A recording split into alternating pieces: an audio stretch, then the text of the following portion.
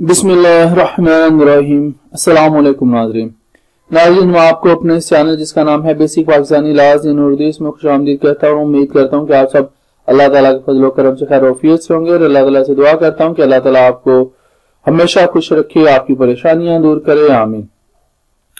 ناظرین، اس ویڈیو میں ہم آج مختار نامہ سے کیا مراد ہے اس کے بارے میں جانیں گے، یعنی کہ مختار نامہ کیا ہوتا ہے۔ یہ ہمارا کیونکہ میں نے سلسلہ شروع کیا ہوا ہے کنوینسنگ والا، تو مختار نامہ کو انگلش میں پاور آف اٹارنی کہتے ہیں۔ تو چلتے ہیں اس کو جاننے کے لیے اگلی سلائیڈ پر۔ ناظرین، اگر کوئی شخص خود کوئی قانونی کام نہ کر سکتا تو وہ اس کام کو کروانے کا اختیار کسی اور کو دے سکتا ہے۔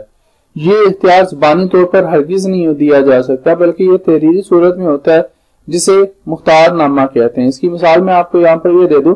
مثلا فرض کریں آپ نے کوئی کیس عدالت میں لے کر جانا ہے، آپ کا کسی کے ساتھ کوئی ڈسپیوٹ ہو گیا تو آپ خود نہیں وہ کام کر سکتے، تو آپ اس سلسلے میں کسی وکیل کو ہائر کریں گے، اور اس کے ساتھ جو آپ اس کا وکالت نامہ سائن کریں گے، اور وہ جو وکالت نامہ وہاں پر آپ دیں گے اس میں آپ یہ اختیار دے رہے ہوتے ہیں اس وکیل کو کہ وہ آپ کی جگہ پر وہ آپ کا کیس لڑے، یعنی کہ آپ کا وہ مختار ہے۔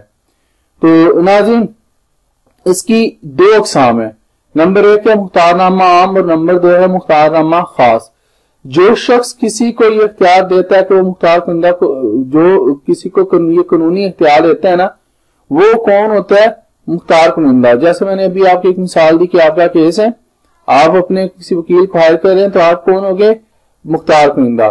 اور جس کو یہ قانونی اختیار دیا جاتا ہے وہ ہوتا ہے مختار، اس کو مختار کہتے ہیں۔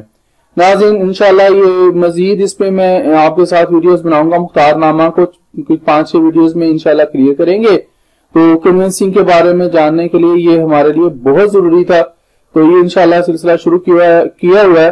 تو امید کرتا ہوں آپ کو اس سے کافی فائدہ پہنچے گا، اور آپ کو یہ ویڈیوز یہ سلسلہ پسند آئے گا۔ اجازت دیجیے، اب تک کے لیے اتنا ہی، اللہ حافظ۔